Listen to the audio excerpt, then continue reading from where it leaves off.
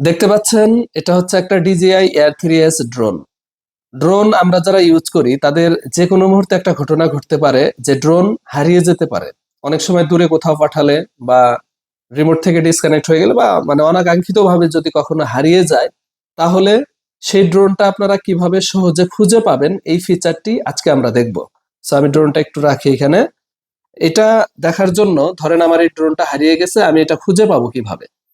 আমরা এখান থেকে রিমোট থেকে এই যে থ্রি ডটে ক্লিক করলাম, করার পরে সেফটি এই অপশনের ভিতরেই একটা অপশন পাবেন, সেটা হচ্ছে ফাইন্ড মাই ড্রোন। এখানে যদি আমি টাচ করি তাহলে দেখতে পাচ্ছেন এখানে আমার ম্যাপ ডাউনলোড করা নেই, যেটা ডিফল্ট ভাবে আছে ওই ম্যাপটাই আছে।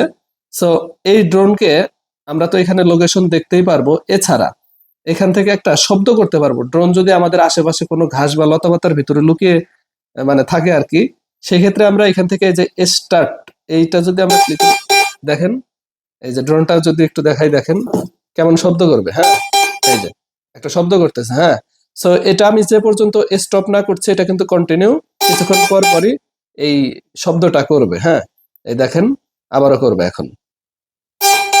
হ্যাঁ, স্টপ দিয়ে দিলাম, আর করবে না। তো এইভাবে হচ্ছে আমরা ড্রোন যদি হারিয়ে যায় আমাদের আশেপাশে, মানে ড্রোনের তো এক্সাক্ট লোকেশন অনেক সময় হয় না, সো শব্দটা কিন্তু আমরা শুনতে পাবো। এইভাবে আমরা খুব সহজেই শখের ড্রোনটি যদি কখনো হারিয়ে যায় তাহলে ফেরত পেতে পারি।